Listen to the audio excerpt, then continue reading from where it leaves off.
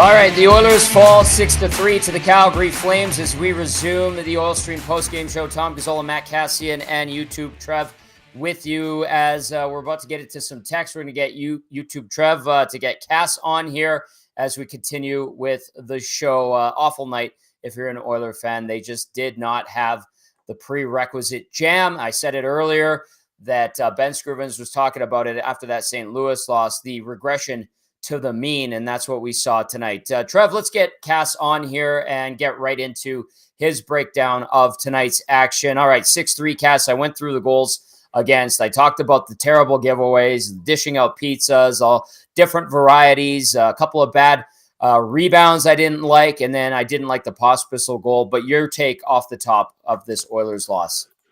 Well, it wasn't a very good game, was it, Tommy? Nope. You know, you claw your way back into it. One of your leaders takes a horrible penalty, which takes you back out of it. And Tommy, it was just, I know you said 15 giveaways, but I mean, I counted 8 alone in the first period, pretty much all to the middle of the ice. Just ends up being ugly, Tommy. Ends up being ugly against, and I know you had some spunk, you had some fight, but so did Calgary. I mean, and they you want to talk about playing a consistent game. Calgary played a consistent game tonight. The Edmonton Oilers, however, very, very inconsistent again. I understand you've played a lot of hockey in a short period of time. Still not good enough. Not good enough from the outset. All right, let's go into the inbox and the nasty chat. 780-218-9999. It's feisty. It's ferocious out there. Look out. The Oilers with a 6-3 stinker losing to the Calgary Flames. I'm going to get to this one from Jeff. Says, back to Oilers hockey. What an absolute mess defensively. Jeff nailed it. This one from Janaeus says, got 2 words for how Oilers are playing late. October vibes added with 5 sad and crying and unhappy emojis. CB Radio guy says, I'm going to say this out of love for everything EST is doing and has done, mixed with my anger for the game tonight. All right, CB Radio guy, you're a pro. Talk to Maddie about that. Andy Pandy says, the wheels are coming off, guys. Such a BS performance, apart from maybe Hyman and Janmark. Not one decent performance from an Oiler tonight. McDavid and Draisaitl were atrocious. That's from Andy Pandy. Timber Woodsman says, this expletive team isn't going to win expletive this year. EA says, Tommy, I hate to say it, and I know you won't like this, but it's Soup's time. The way they're losing to Western teams is super concerning. Los Angeles is essentially a guaranteed loss. EA, I have no time for any Jack Campbell discussion. It is not happening. There's not one chance it happens at all. All right, Cass, go ahead. No, not one chance it happens at all. And even if you were to trade for UC Soros and throw him into the lineup, UC Soros doesn't fix Connor McDavid not back-checking twice and stopping his feet from moving. It doesn't stop Leon Draisaitl from taking a horrible penalty. Doesn't stop the penalty kill from being leaky. Doesn't stop your defenseman from continually making mistakes. Like it doesn't fix anything. Doesn't fix anything. And I get that people are unhappy with the goaltending. I get that's the first place that people are looking today. Yep. But Soros doesn't win this hockey game, Tommy. No goalie wins this hockey game with the way that they played. They played very, very poorly tonight. Let me just start with this. I am not making an excuse for Stuart Skinner tonight at all. I don't think he's been particularly good coming out of the break. I think that what Joaquin Gage was talking about heading into that St. Louis game where he was concerned about what he was seeing from Skinner is now completely valid. I'm not doubting Joaquin Gage, but that was a perfect read by Gager. And on top of all that, Cass, like what you said, the team in front of both goalies has been crap. They have been so spotty in these 10 games coming out of the break that no UC Saros will not win you that game tonight. Carey Price doesn't win you that game tonight. Nope. Marc-Andre Fleury doesn't win you that game tonight. And again, I'm going to reiterate, I am not making an excuse for Stuart Skinner tonight. And then anybody who suggests, like EA, I love you, EA, and I appreciate the text, and I always appreciate you listening, but there is no time for Jack Campbell to experiment and hope that he's going to somehow salvage your season. All the while, waving Calvin Picker to get Jack Campbell up here. You got to be out of your mind if you think it's that time. Sorry, EA. I want to get that off my chest. Yeah, no, you're not doing that. You're not doing that. No. And again, it doesn't fix the other things. Now I have time for the conversation of, hey, look at this game. They need to make a change. Look at this game. They need to bring in another defenseman. Look at this game. They need to bring in a depth forward. Look at this game. They need to bring in someone that can make a difference. Like, I have time for that conversation for sure. But the goaltending doesn't solve it. And then we talked about that before the game. We talked about it. I don't know how many times the last week here, pretty much after every game where they haven't played well, we've talked about the goaltending, where it's just like, that's not the instant fix for this group. It's not. Realistically, Tommy, with some of the chances that were given up, that game could have, Calgary could have scored another 2 or 3 off some of those turnovers, with some of the saves that Stuart Skinner made. So I get that people are frustrated. I'm frustrated too. It was a frustrating game, frustrating effort, frustrating, the back checking and the not recognizing danger. To me, that's just like, that just irks me. That's hard to watch. And the challenging part, and maybe even more, what makes it more frustrating, is that a couple weeks ago they were doing it. Yeah, they were doing it, and then it's like they just decide not to. Not necessarily intentionally. They're not like, oh, I'm not going to back check today, but for whatever reason, the decisions that they're making and the decisions defensively that they're making, they're just not the right ones. They're not the right ones, and they're dumb decisions. The dumb decisions, yeah, the wrong decisions, yeah. Your best players tonight, the guys that are 100-point guys, the guys that get you 30 to 50, sometimes 60 if you're Connor McDavid. Your leading goal scorer and Zach Hyman, they made terrible puck decisions in the neutral zone, in the offense. Like the Hyman, drop pass at the Flames blue line in the third period that led to a breakaway back the other way. Like, that's Hyman. Hyman generally gets the puck deep, find a way to work it on the wall, grind the D. McDavid leaves Kadri alone after he starts to back check him, and then Kadri with the redirection. What else? It was Kulak that had a terrible turnover on that goal as well. There was some bad pinches. There was just boneheaded mistakes. Seams were open for the Flames to take advantage. Guess what? They did. They came out ready. The Oilers didn't. Flames took advantage, and then all night long, they were given these opportunities by dumb decision-making by the Oilers. And then on top of that, you didn't get a great night from Stu Skinner. Listen, he made a couple of nice saves. I'm not here to make excuses for him. I'm just saying there are many problems, and it's not the goaltending tonight that was the number one problem. It wasn't a good thing tonight, the goaltending. Don't get me wrong. I'm just going to say. But it wasn't the main thing. JCD 780, and Hyman was our best player tonight, and he made one bad giveaway. Chill. Well, yeah. Tommy's just using that as an example of a player that typically doesn't do that made a bad giveaway, and they were all over the ice tonight. The giveaways, and not picking on Zach Hyman. I mean, if we look at the season, he's probably been the most consistent Oiler throughout the entirety of the season. So JCD, I prefaced it with saying these are your most reliable guys, and even they're making these mistakes. Yeah. So that's the point I'm making. Sorry, Cass, proceed. No, it's okay. It's okay. It's okay. I've got Mike Smith and a few others are jumping on me about the comment I made on the pregame show about Stuart Skinner. And I just, now this is a very fine difference. So I just want to point it out. I said the goaltending was not the issue, not that it hadn't been an issue. And there's a huge difference between being the issue and an issue. And yeah, no, this game didn't change that for me. This again, I think it was Duck Dad that was in that said maybe Hasek. Yeah, maybe Hasek wins you this one. Maybe if he's having like the best night of his career, he wins you this hockey game. Maybe. But it's just again, like, no goalie wins you this game. There was so much other stuff going on from a turnover standpoint, pucks through the middle of the ice. It didn't matter. I mean, the goaltending didn't matter. The quality of the play around was just not nearly at the level it needed to be. And Calgary brought it the entire night. They came out with an objective, and they achieved that objective because they worked through it the entire night. The Edmonton didn't. They didn't, Tommy. It was a slow start to the game again. A great first period by Calgary, and they jump all over you. And again, you start to recover a little bit, thinking maybe there's a chance. And then you take bad penalties and you make more mistakes. And then all of a sudden it just completely slips through your fingers. Cass, I'm just going to say it. That penalty by Draisaitl is unacceptable. That is a stupid penalty. It's absolutely stupid. A guy that should know better, really. He should know better. And I get that it was an emotional game.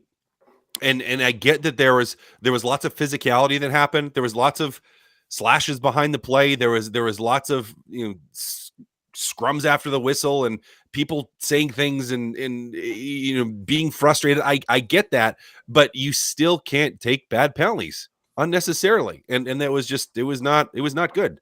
Someone said I can't remember who it was. It was way earlier. They hope Jim Matheson's in the press room and they get to interview Draisaitl and. I guess we'll see, but it was a bad penalty by Dry. Terrible penalty, and it did cost them because they couldn't kill that one off. I'm just gonna read my notes throughout the game from press level. First period, really early on. Flames score on first shot, turnover by who was it? Kulak. McDavid lets Kadri go. Second bullet point. McDavid with good back check on Huberdeau after he walks Ekholm. So Huberdeau walked Ekholm. Skinner with good save on Weegar after terrible turnover. Skinner beat clean over the glove, and then in parentheses, after I watched the replay, got a little piece. Did not like that goal. Bronx cheer for Skinner after next shot. Edmonton awful in own zone. Calgary dominating. Next bullet point, Draisaitl fans on shot with wide open net. Hanifin scores on rush the other way. That's the kind of night it was. Kulak, brutal giveaway. That's a bullet point. Power play goal, salvage period, question mark. The answer was no after that. And then at the end, I put McDavid getting feisty. It didn't get any better after that. That was just the first period. That took up half a page. Usually I keep it neat and tidy, but they were just no bueno. And Cass, I'm going to get it to a couple texts, and then we'll get your reaction here. 780-218-9999, or get at us in the nasty chat. Not a good night overall for the Oilers at all. Mike in Thunder Bay. The Oilers walked into this game expecting a win. They seem to have completely revered to the entitled, lazy team we saw early in the year. Terrible play up and down the lineup. How many times do they need to learn that they have to play a full 60? Mike in Thunder Bay, can't disagree with you there. SJ Not in the Kootenai says, does the head coach donate his salary to charity tonight? What an abomination. Outcoached by someone who could give me 35,000 guesses. I wouldn't have a clue what his name is. If he doesn't have the money, perhaps 29 could lend him some because he was probably worse. Horrid penalty by 29. Repercussions, as always, were nothing. This one says, hey, Tommy, post All-Stars, Oilers are back to a tire fire. Good teams don't have swings like this. And then Barry says, is this the goalie's fault again? And I think he's saying that facetiously. Cass, I'm going to read Dirty Curdy's, and then I'm going to hand it off to you. Dirty Curdy says, Janny has more guts than Nuge. Leon had a poopy diaper all game, and Connor is whiffing. Skinner's full season body of work, not a playoff medal. Hyman and Hollywood were positives. Embarrassing effort at home, especially by the leadership group from Dirty Curdy. Cass. Yeah, I mean, I think to look at the leadership group tonight and say that they drag this team down tonight, that's a fair comment. Is the goaltending at this point playing like it's playoff ready? Well, no, probably not. But the team isn't playing like it's playoff ready at this point. Really, since the end of the All-Star break, they're not. I mean, there's been too many passengers on too many nights, too many turnovers on too many nights, too many defensive lapses on too many nights, and it's starting to show in their recent record. It really is. So things that just have to get cleaned up, and there's always multiple layers to some of the goals when you went through some of that, Tommy, where it's like there's stuff that even happened before from a turnover standpoint. Like you think of the Kulak turnover at the blue line, where it was like, well, Draisaitl tried to feed McDavid with a completely unnecessary pass, or not even, I wouldn't say unnecessary pass, but he just misses him on a pass to cause the first turnover, which then leads to the second turnover, which then leads to a goal again. So it's just, I think, we get back to that I don't want to say October vibes, and I know some people have thrown that out there in the nasty chat, but I think a phrase that we'd used frequently earlier in the year was a cascade of errors. I believe that was your turn of Cascade of phrase, errors. Yes. and it kind of feels like they're back to that to a certain extent. So, you know, which team is it? Is it are they a 500 team? Or are they the team that won 16 in a row? And could the truth be somewhere in between? Well, absolutely. But right now they're showing us a 500 team, and it's frustrating. It's frustrating to watch because you see these little glimpses and these little moments where they're great. You see these little glimpses where they have all kinds of offensive zone time and they're holding the puck and they're being patient and they're getting into the net and then they're generating. And then it's just like the massive brain farts that happen like 1, 2, 3, 4 times in a row in a shift that lead to a goal against. I mean, you look back to the Minnesota game as well yesterday, where it was in essence some of the same issues. And I know people will be like, "Oh, it was all the goaltending." I was like, you had maybe one. But on the other goals, it was in the third period against Minnesota is you had a ton of pressure and then you made a couple mistakes and the puck was in the back of your net. And it's similar thing today, except they didn't necessarily have that offensive pressure. It was just a couple of mistakes and then the puck was in the back of the net. So yeah, it's frustrating. I get why the fans are upset and angry after this one, Tommy. It was an ugly, ugly night. Yeah. 6-3, the Oilers fall to the Flames. They give up one game to Calgary. They are 2-1 versus the Flames so far this season. They will meet up with this team one more time later on in the year, April 6th to be exact, and that one goes in Calgary. 780-218-9999. If you're listening, whether it's on TuneIn, iHeartRadio, or on our website, we appreciate that so much. Thank you, thank you, thank you.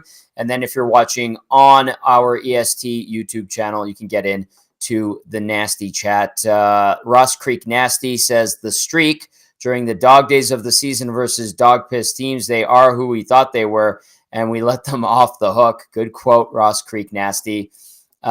This one from Eric says McDavid more concerned about 100 assists than winning a game.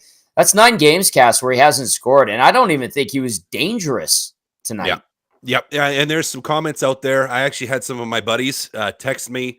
I'm supposed to work in a Goma comment about okay. Get one in there. Spicy Goma. But his Patty G, I don't know if you're listening, but he asked me, which is a fair question. Number of people have pointed out, why isn't McDavid shooting more? I don't know. I have no idea. I don't know. I don't know. And now he shot the puck a whole bunch of times yesterday, hit the post a whole bunch of times.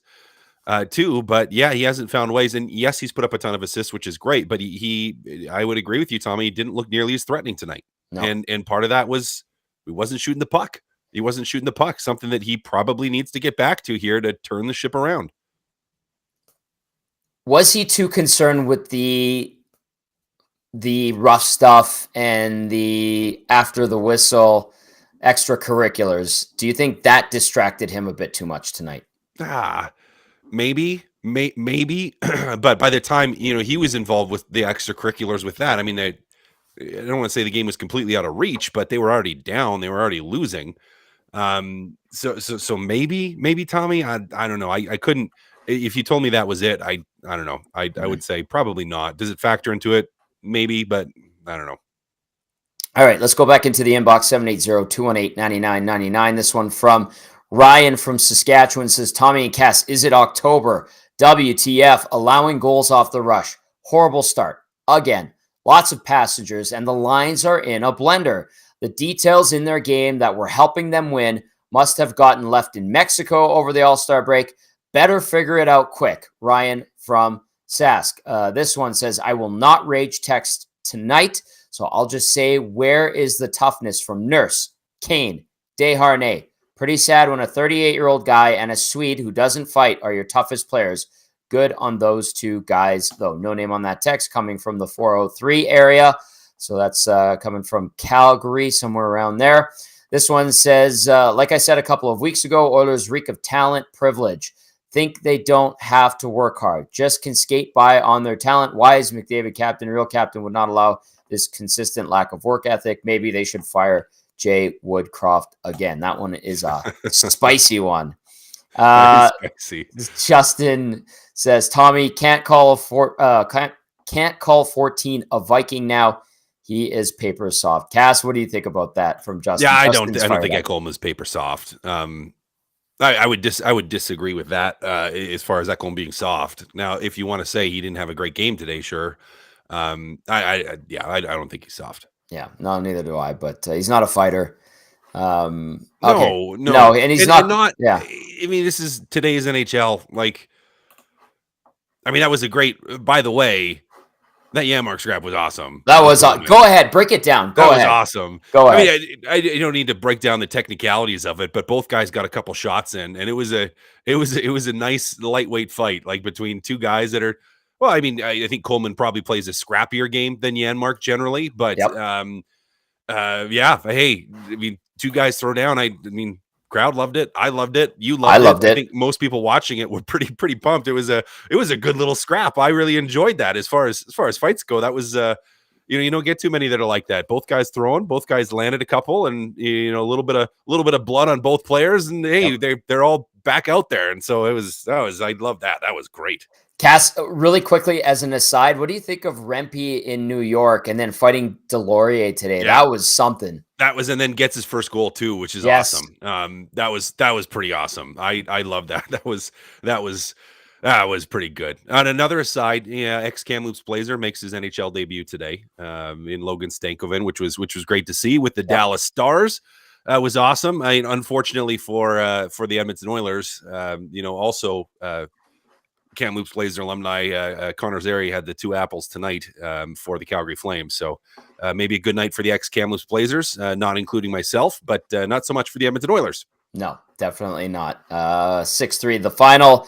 Calgary takes it to the Oilers. Edmonton sloppy all night long.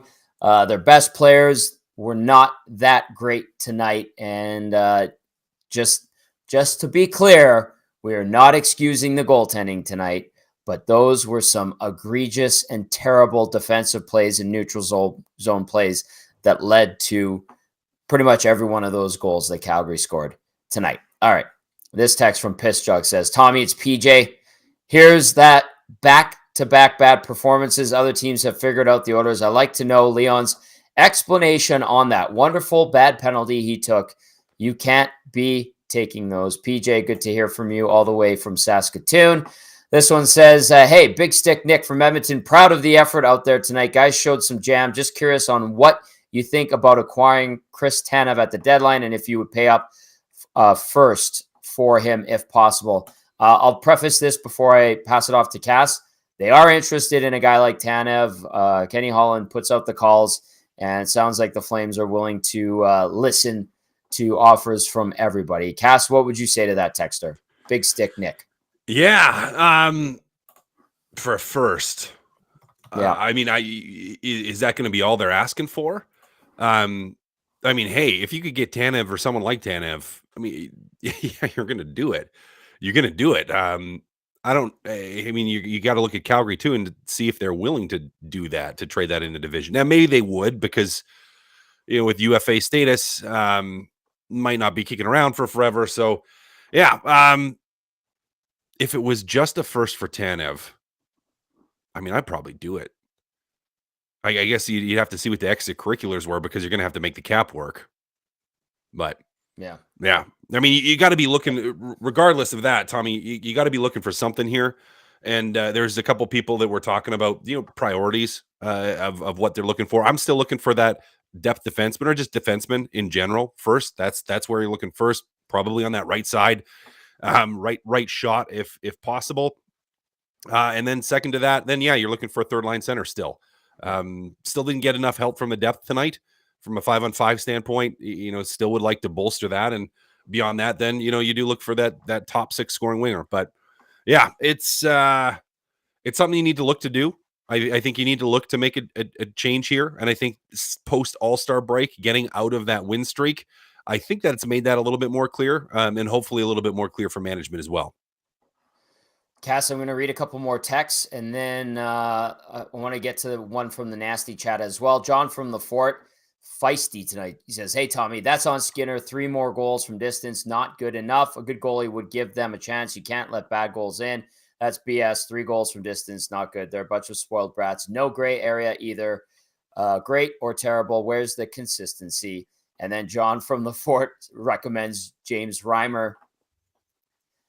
Okay. I want to get to this one. It came in, and it was for you, Cass. It's from Gaviscon Con. And I'd like you to answer this one because we talk about how bad the Oilers were in their own zone and in the neutral zone. Gaviscon Con texts in and says, Cass, explain the best D-zone play you endorse, i.e. centerman plays in the top of the slot. Well, it's the best D zone that I would endorse is what most teams play, which is what the Edmonton Oilers play, but you actually have to execute. And it wasn't defensive zone breakdowns that were the issue. It wasn't defensive zone breakdowns that were the issue. It was turnovers that were the issue, because you can have the best defensive zone system in the world, and if you just turn pucks over all the time, it's not going to help you at all. Really, it's going to completely fall apart. Now, what I would say the best, again, what most teams play, Edmonton plays it, is generally a zone defense where you have layers, usually D1, first man in, centerman, generally second guy helping, third defenseman or second defenseman. So, defensive player 3, I would say from a D zone standpoint, is usually playing strong side post, sometimes sliding a little bit higher, sometimes sliding to that back weak side post, depending on positioning of where the puck is, where everyone else is. Then your winger is sealing the wall, not allowing that puck to the point, paying attention if that defenseman is trying to jump in. And then your weak side winger is then net front as well, holding the slot, making sure that there's no backdoor plays, that if the puck does change sides, you're ready to go and again, to seal the wall, stop the play from going to the point over there. Now that's, again, there's different aggression levels in playing that, but that's pretty much what just about everybody in the league plays. Just about, again, different stylistically what coaches will ask you to do, whether 2 D-men can go or not go, and then the centerman holds, the amount you're trying to switch, the amount you're trying to make sure that it is your centerman low, or are you comfortable if one of your wingers ends up playing that low position? There's different stylistic points that teams make and coaches make to do that. But in terms of general overall structure, almost all the teams play it exactly the same or very, very similar. But again, you could play that and you could execute it very, very well in your defensive zone. But if you turn pucks over at your blue line on zone exit, if you turn pucks over at the far blue line on zone entry, if you turn pucks over at the red line by just poking them into the middle of the ice, that all goes to crap. Like, it doesn't matter because someone's getting an odd man rush against you. And if you look at those goals tonight, most of them were generated off of turnovers and broken plays where you weren't even able to get into your defensive zone setup. So I get the question, and it's a good question. But I don't think it helped the Oilers tonight, or it would have helped. The defensive structure wasn't the reason they lost. It was the turnovers and the brain farts. Gaviscon Con, thank you for that one. Cass, excellent explanation. All right, let's go inside the room. Cass, we got you for a little bit, or what's your plan? Yeah, well, I'll hit the first interview here, and then we'll see if it's dry. I want to hear dry. I want to hear it so we can unpack it. All right, we do have Leon Draisaitl, YouTube Trev. How tee us up here? Are we going to get some fireworks, or is it just sad Draisaitl? Yeah, I actually don't know. So this is new to me. We might have Pissy Leon. We might not. Let's hear from Leon Draisaitl. Leon, obviously everyone knows you guys are fired up for this game. Just things didn't go well in the first period. Yeah, I just got outworked from the start. It just seemed like they were ready, and we, for whatever reason, weren't quite ready. The theme here was sort of, when does a bad few games turn into a bad 10 games, turn into a problem here? When do we start to say, we saw this earlier in the season and you couldn't control it, can you control it this time? Yeah, I think we can. But, talk is talk. We got to go out and show it. We got to get back to the basics a little bit and just get back to what makes us a dangerous group. And, obviously not a great stretch for us here. So, just get back to the basics, like I said, and get back to working. What would you say about the penalty you took in the second period? It was a big turning point in the game a little bit. Yeah, undisciplined, stupid penalty on my behalf. Certainly didn't help our team tonight in that way. So, take full ownership with that. It's been a couple of games here, Leon, and I don't know if it's just, the camera's noticing or whatever, but the frustration level obviously is creeping up a little bit. How would you say you're kind of managing that, and have you been feeling that a little bit more lately? Yeah, of course. I mean, things aren't going your way, and you lose a couple in a row. It's easy to get down on yourself. So, something that obviously we, led by me, can do a much better job with, and going forward, we'll continue to chip away at that. Does getting smacked like this kind of be good in a sense that it kind of brings you guys to attention and like? If you do it the right way, it can for sure. Don't want it to happen too many times and too often, but we're all in a race here, so just got to dig in and get back to just doing what makes us a good team, and that, believe it or not, is work based first, and I think if we do that, we'll be fine. It's been a hell of a year. 2-9-1, 16-0. Now this. I mean, you guys are riding the rails. Yeah, it's been a roller coaster for sure. Too much of that. Just got to find a way to get back on track on Monday. I want to ask about the starts, Leon. It's a couple games in a row here where I know you guys aren't happy with your first period. Lots to get up for tonight, so a little bit concerning with what you came with tonight and maybe why. Yeah, definitely concerning. Just seemed like we weren't ready or heads weren't into it early, and this league's too good to play catch up all the time, right? So, another thing that we'll look at and definitely have to fix. Okay, there's Leon Draisaitl, an assist, -1, 2 penalty minutes, a really bad penalty. He owned up to it, 2 shots, 2 hits, 19-29 time on ice, 61.9% in the dot. Pretty composed overall, Cass.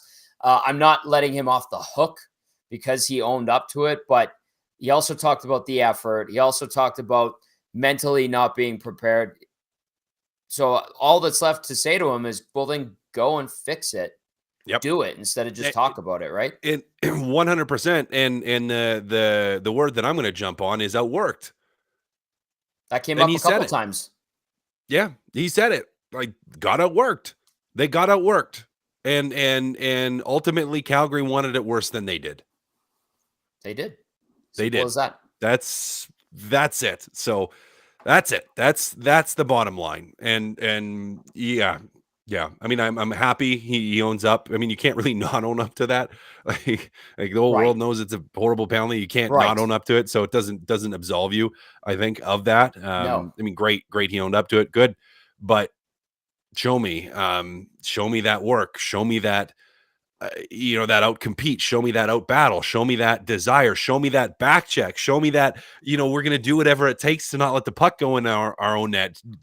Like, show me that, maybe I won't have enough legs to go on a rush offensively because I'm going to take the extra 3 or 4 or 5 or 6 steps it takes to make sure that I'm the first guy back and that I'm in the lane and that I can stop any pucks that go through. And then I'm going to make sure that we clear at the front of the net. Like that's what they need to get back to. That's what they need to get back to. That's the outwork part. And Tommy, I mean, they were outworked. They were outworked when McDavid gets beat back on the back checks. That's being outworked. When Draisaitl yesterday gets beat back on the back check because he doesn't take a step, that's being outworked. So yeah, it hasn't been good enough. And if you want to stop this from turning into a full blown skid and turn it into we had a tough little stretch, but not a full blown skid. And turn it back around to playing how you want to play. That's where it's got to start, Tommy. It's got to start with that level of compete and the desire, the will to win, and you have to go in willing to outwork other teams. 4-5-1, Cass, in their last 10. They've dropped 2 in a row, winless in 3. They have 1 game in hand on LA, who won 3-2 against Anaheim tonight. The Kings now tied with the Oilers at 68 points. They played 1 more game. I'm going to reiterate that. LA 7-2-1 in its last 10. This tees up a crucial game on Monday night, and the Kings are probably salivating looking at the Oilers stumbling and bumbling their way through the schedule lately. Yep. No, absolutely stumbling and bumbling. And battle of teams in Pacific Division. I mean, it's by far and away the biggest game of the year, which each next game is always the biggest game to a certain extent. But the consequences of it are just that much greater. right? They're that much greater. You're trying to hold on to a position. You're trying to at some point, hopefully catch the Vegas Golden Knights, who managed to score late and squeak out a point against the Ottawa Senators tonight, losing a shootout. So you're trying to still get that playoff positioning and battling it out. On top of that, you're just trying to right the ship as far as the game goes. So yeah, LA, who has gone through their own trials the last couple months, Yep. they're going to be looking at this and chomping at the bit, saying Edmonton is a vulnerable team. They are a vulnerable team right now, and especially vulnerable against a team that plays a consistent, disciplined game, which, again, LA has struggled to do the last couple of months. But at the start of the season, they had that crap locked in, and they're going to be looking to do that again against Edmonton on Monday. Cass, one last one for you. I'll just say this. When you take a step back, you take a deep breath, and you look at the overall picture and what's gone on in the last couple of weeks, Ben Scriven said regressing to the mean. That was a term he used last week. Is this, and I don't want to make it seem like it's laissez-faire and not a big deal if the team's playing like this in a 10-game segment, because that's a big chunk of the season. But is this a mid-season dog days of the year lull, or is it something that needs to be red alert, sound the alarms? It's really bad right now. How do you look at it? Well, we're not hitting the panic button, not full-fledged, like you punch the panic button and start running around screaming because the world is burning. I would disagree with Scrivs a little bit. I would agree and disagree with him. Okay. I mean, I agree with, they're not going to go on 16-game win streaks the entirety of the rest of the season, win a couple, lose a couple, and then go on another 16-game win streak. Now, maybe they could, I guess.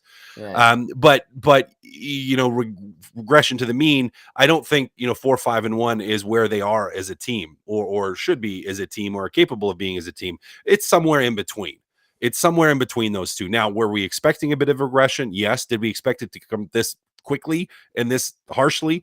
Probably not. I think that All-Star break did kill some momentum and maybe get caught up, allowed him to think too much about the win streak and to get caught up into that hype a little bit. But there have been moments and there have been games where they played very well over the last 10 games as well. Getting to that consistency is what's going to be really, really important. So, yeah, I mean, I think the truth of this team probably lies somewhere in between, and hopefully towards the better, higher part of it.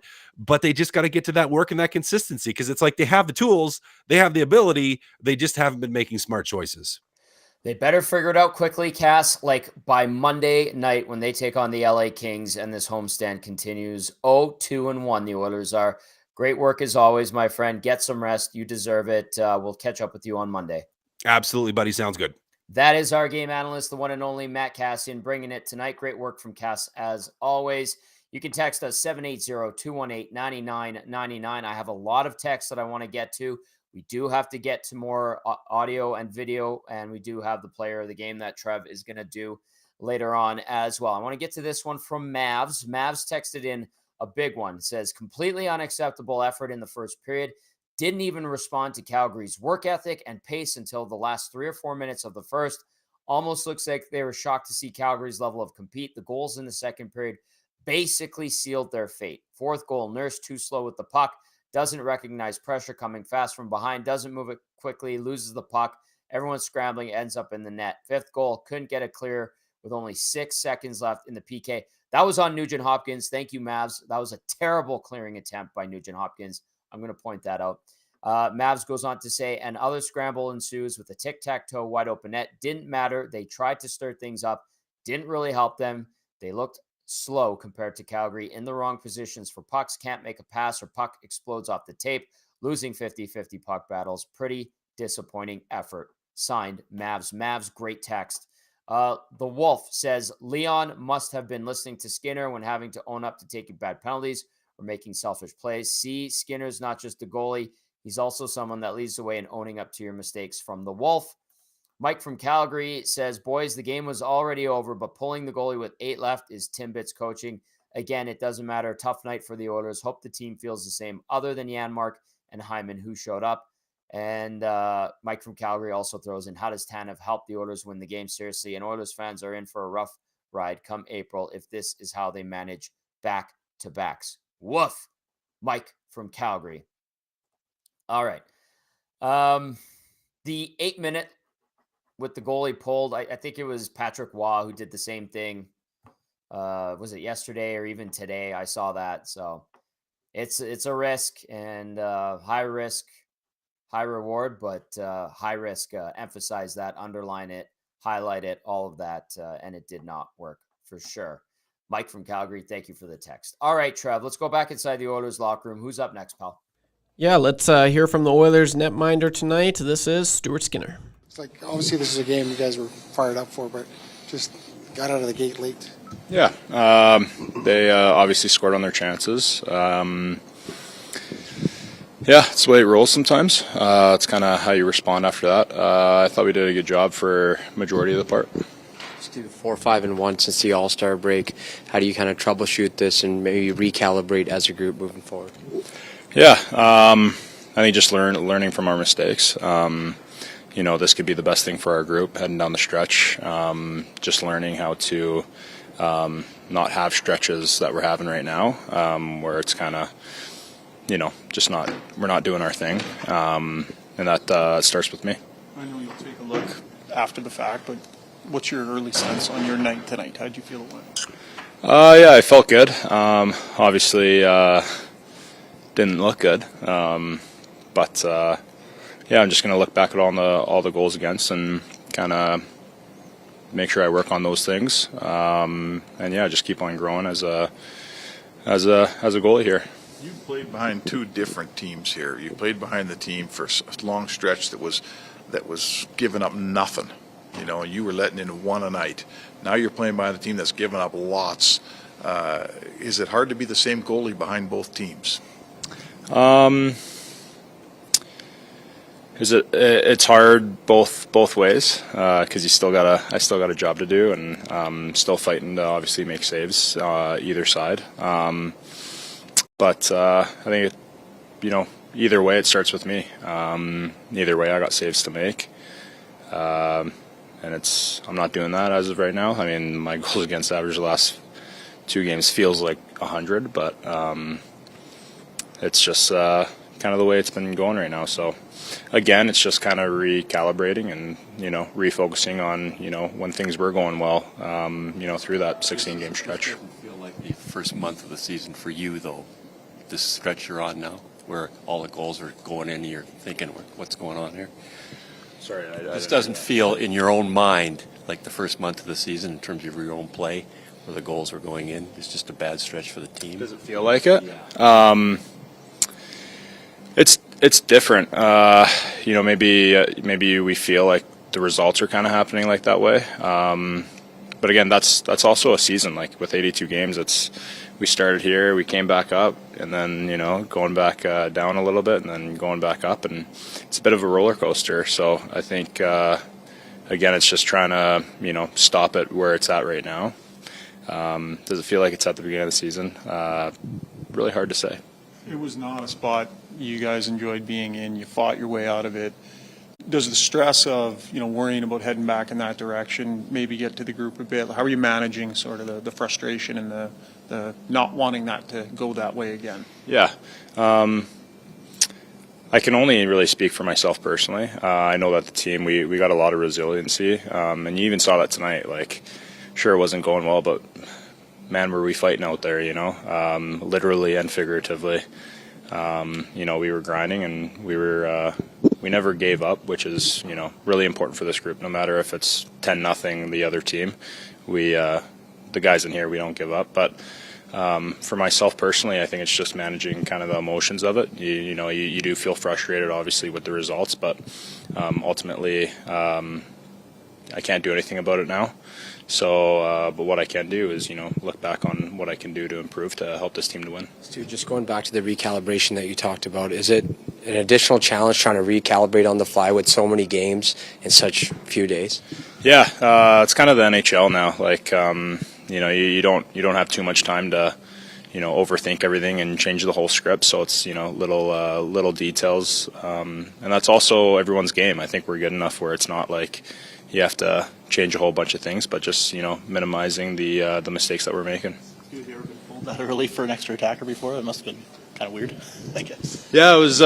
You know what? It's a good call though by Nauber. I mean, if it goes the other way around, it's a tight game. We're right back in it. We win the draw. We go back in there, and I got pulled again. It gives us a shot. So obviously it didn't happen that way, but I thought that was really a smart choice on Nauber. All right, there's Oilers netminder Stuart Skinner says he feels like his goals against average is at 100 in the last couple of games tonight. Skinner allowed 5 goals on 30 shots, save percentage 833 for Stu Skinner. In his last 7 starts, he has a 2-4-1 record. And just looking at the amount of goals he's allowed, 5 tonight, 6 versus Boston, 3 against Arizona in the win, 5 against St. Louis in the loss, 4 against Detroit in the win, 3 against the Kings in the loss, and then prior to that one, 2 to the Golden Knights in that tight game in Vegas coming out of the break. So Stu Skinner, level-headed, he always is, and we'll see if he can bounce back in a tough stretch right now.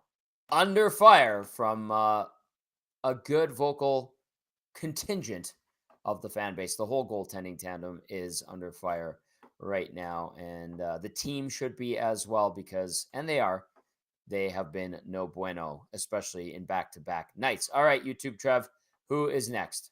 He got 2 goals tonight. This is Zach Hyman. You can't put 60 minutes together. He's got a long string of 40, 30-minute games here. I mean, it's an 82-game season. Like, would you like to play perfect every 10 games or every stretch? Sure. Are you going to? Probably not, right? Like, at the same time, we're getting closer to the playoffs, and we're still fighting for a spot. So, we have to learn that we can't just flip it on. And I think we're going to win every game in the third period. Like, you have to start on time. You have to play the right way throughout the entire game. And, I mean, obviously we know how to do that, right? Like we've proven it this year. So it's just a matter of getting back to work and being consistent with it. This seems like one that there should have been no trouble getting up for it. You're coming off back-to-back losses. You're playing the Flames, and the first period is maybe one of the worst ones in a while. Yeah, I mean, I say all the right things in the room. Like everybody was, saying, we're going to be ready for the first period. We're going to be ready to start. Like, it's just a matter of going out and doing it. So I don't have an answer for you. How close did you feel like you came to your game tonight as a team? That is, did you feel like at any point? No. Never found it at all. I mean, we got it within 3-2, but like, I didn't feel like we played our best at any point in the game. Did you? No. So, I mean, you're watching the same game we're playing. Like it wasn't obviously wasn't a good one. You don't want to microanalyze small segments, but it's 10 games now that haven't been where you guys want to be now. Are things going in the wrong direction, or is it just the ebbs and flows of a season? I mean, I think you guys have followed our team a long time. Like, there's no concern in the room. It's just this is what happens during a long season. But at the same time, like I said, you got to nip it. Like, you can't let what happened at the beginning of the year happen now. So you have to nip it and get back to playing the way that you can play. And I mean, it's not like we've been playing horrible since the break. There's been games that we played well in. There's been games that we've battled back in and shown that we can face adversity. And I think that along an 82-game season, you have to face different types of adversities. We faced some type of adversity in the beginning of the year. You went on a 16-game winning streak or whatever the crazy winning streak was, and everybody's used to us just winning. So we're in a stretch where it's win a game, lose a game since we've been back, and obviously 3 games in a row here isn't great, but no panic. I think there's a strong sense of confidence in this group. Does that come from this being a team that came back from 31st place? Well, yeah, I mean, since I've been here, it feels like this team is always, proves doubters wrong when our backs are against the wall. I think, this isn't a situation where, it's crazy. Like, we're still in a great spot. We still have played good hockey throughout this little stretch since we've been back. It just hasn't been consistently good as it was before. So we just have to get back to doing it the right way and doing it consistently. So.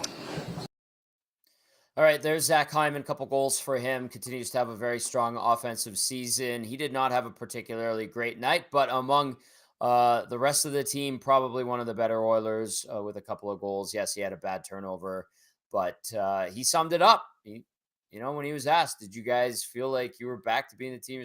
No. Did it look like it? No. Very honest, very forthright, and did acknowledge that there's lulls and did reiterate a couple times, you got to nip it in the bud. It's up to them to do it on Monday. YouTube Trev, did you want to add anything to that, or do you want to go right to Knobloch? Yeah, no, I think you got it right on the head there, Tommy. Let's, last but not least, let's go to the Oilers locker room. Here is Chris Knobloch.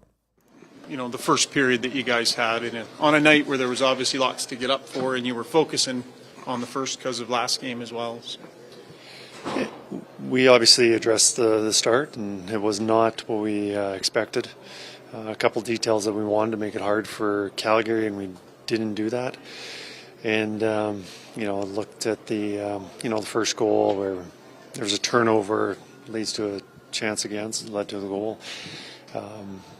We know that the energy is high, and both teams are wanting to do really well. And the more simple that you can play to start a game, it's more important at the start of a game than it is even in the start of a third period. Chris, what did you think of Leon's penalty there when you were down 4-2? That was not one we want to see. It was unacceptable, and I know Leon is taking ownership of that, and moving forward, we can't have those penalties. You did not play him in his usual spot right after that penalty, and then you had to throw him out when you had a power play. Were you going to play him the rest of that period? I hadn't decided. What do you see defensively? Like when you guys were on that streak, defensively, you guys were so solid in your own zone. What do you see you're getting away from maybe, these last few games? Just attention to detail and maybe a little more urgency in the defensive zone. You give teams a little bit of space and time.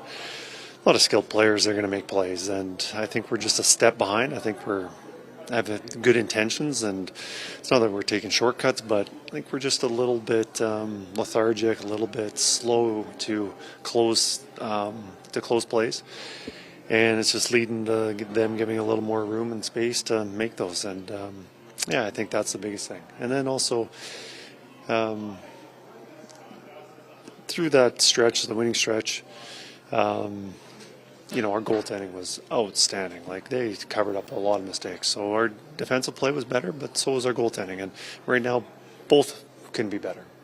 You have to nip this in the bed, but you're winning games after the All-Star break, but you're not playing as well as you can. But you have to nip this in the bud pretty quickly before suddenly your losses are going to start piling up. No, good teams put together long winning streaks, and their losing streaks are very short. And not any Stanley Cup champion or successful team has not had a lull during the season. It has always happened, but like I said, good teams are able to shorten these, and I think we're getting to a point where it's been long enough, and we have to improve. What are the steps that this team needs? All right, that was Oilers head coach Chris Knobloch. Pretty honest there. He said his goaltending needs to be better. He said his defensive play from the group in front of the goalies needs to be better. It's not quite there where it was during the winning streak, acknowledging it. He's not a guy that gets fired up. We've learned that in his time as the Oilers head coach. But there, he just said it. He said it in a very nice, polite way.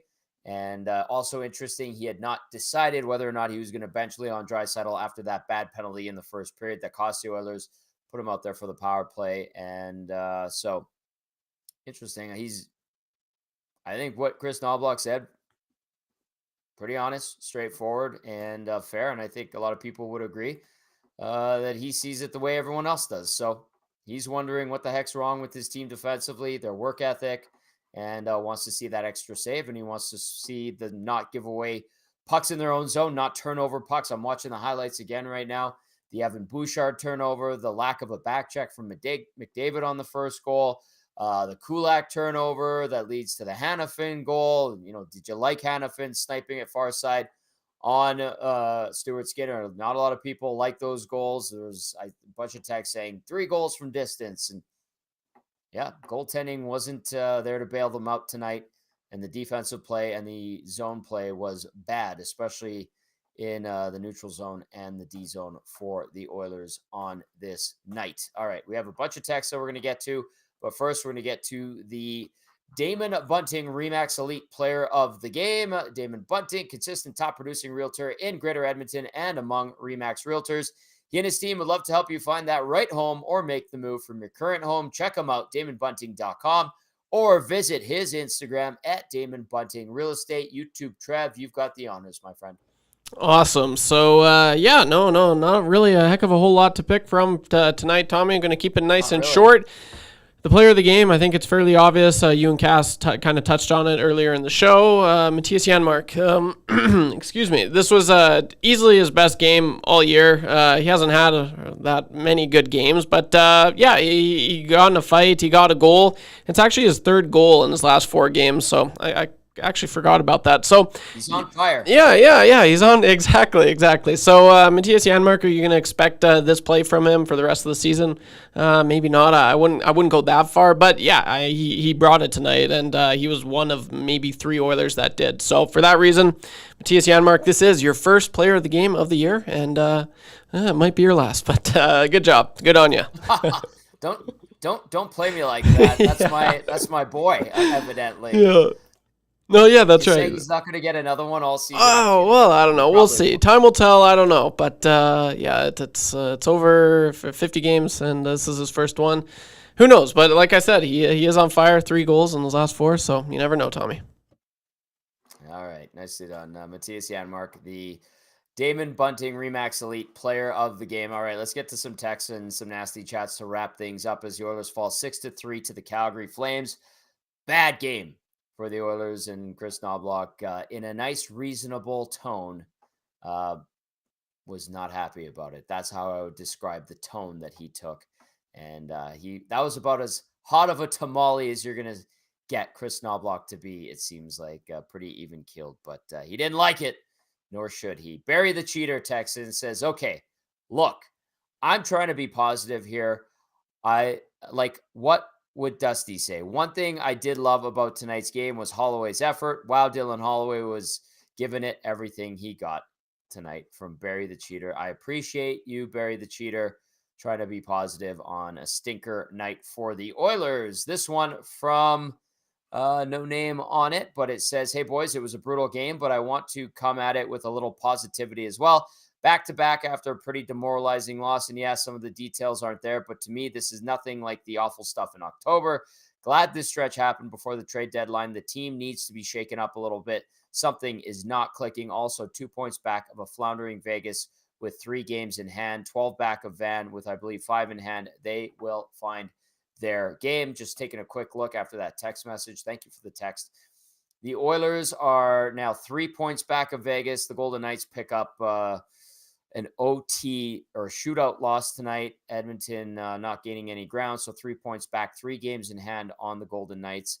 14 points back of Vancouver with 5 games in hand. But the more important thing going into Monday's action, the Oilers are tied now with the LA Kings at 68 points. Edmonton having played 1 less game than LA. The Oilers 4-5-1 in their last 10. Meanwhile, LA has put together a 7-2-1 run. So Edmonton going in the wrong direction, with the Kings going in the right direction when they clash and collide on Monday night as the Oilers play their 4th of this 5-game homestand. All right, couple more texts. Chris says, looking from an optimistic point of view, the Oilers just need to find a way to limit the wide open chances in the slot. They will be back to their winning ways. I'm confused about the from distance goals text.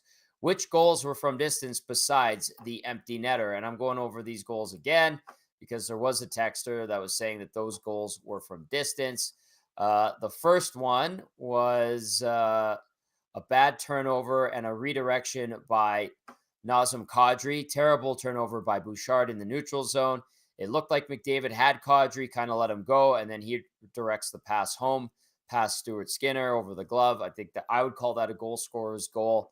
Yes, you would love to see Skinner save it. He did not. Kadri has 21 on the air. The Pospisil goal was also off a bad play where there was what was it? It was a glove side goal. That one was a nice shot, and I believe was there traffic in front of Skinner as well. Hanifin was off a Kulak turnover, and then I think it was Nurse that went down, and Hanifin went far side. That wasn't necessarily a distance goal. Dryden Hunt, bad turnover by Nurse. Stick breaks, trying to get too cute behind the net. Stays in the Oilers zone. Puck, nice pass from Huberdeau. Puck gets its way to the slot. Hunt has a few feet to walk in. He fires a laser blocker side on Skinner. The second Hanifin goal was on the power play. That was a scramble. I believe it was Nugent Hopkins had an opportunity to clear the puck, even had an opportunity to dust it off. He doesn't get it out. Anderson keeps it in. One pass, two pass over to Hanifin through a seam, scrambling Oilers all over the front of the slot, and he buries it past the sprawling Skinner. So that was not from distance. Blake Coleman into the empty net. There's the distance goal. So we just went through every single one of those goals by the Flames. Trev, if I missed one there or I was wrong in describing it, please let me know. No, I think you got it, Tommy, but just shed some light on Nuge for a second. Like, I don't know, man. I know he's got the numbers. Like, they aren't as good as last year, and he is coming back from being sick and whatnot. But as far as driving the play, like the last few games, like I feel like he's just not there at all. And you could say he's just been a good complementary player all season long. Like, I can't really think of him, especially recently. I can't think of him, doing anything crazy, driving the play. And I don't know. That's one player that's kind of been under the radar. We've been discussing Skinner's play. We've been discussing, Vinny Desharnais and all that. But I mean, I definitely would like to see a lot more from Nugent Hopkins. He isn't bringing it right now. No, not particularly great tonight. Again, among many Oilers, not a good night as they fall 6-3 to the Calgary Flames, and a pivotal game coming up here against the LA Kings. Both teams at 68 points. The Oilers going in the wrong direction at 4-5-1 in the last 10. LA 7-2-1 in their last 10. This text comes in and says, I never liked Matt Kassian in the WHL. He used to come into Prince George, kick the crap out of all the Cougars. I liked him in the NHL. I love him on EST. And then the texter adds, I like Hyman, but I disagree that they've been playing good hockey since they came back from All-Star. Yes, from All-Star overall, not acceptable, not good enough. They've had some good moments, but not particularly great in the 10 games since they've returned from the break. All right. Nasty chat. You guys were on fire tonight. I try to keep up with you as best as I could. Mike Smith has been going hard. Calvin, yes, 3-piece suit. Skinner, stinker. Yes, they did me dirty, Calvin. They did me dirty. I appreciate the text. Big thank you to everyone who watched. Big thank you to everyone who listened. We appreciate you as always. That's going to do it for the Oil Stream post-game show. The Oilers with a bad overall game. You like to watch the tough stuff and the rough stuff, but when the puck's going into your team's net and your goalie that you cheer for is fishing it out 5-6 times a night, not a good thing. They'll look to regroup Monday against the LA Kings. We'll be on the air for that one at 6 o'clock p.m. It's a 7:30 puck drop. That's going to do it for YouTube, Trev and Matt Kassian. I'm Tom Gazzola saying enjoy your Sunday. Thank you so very, very much. Be good out there. Talk to you Monday. Ciao, ciao.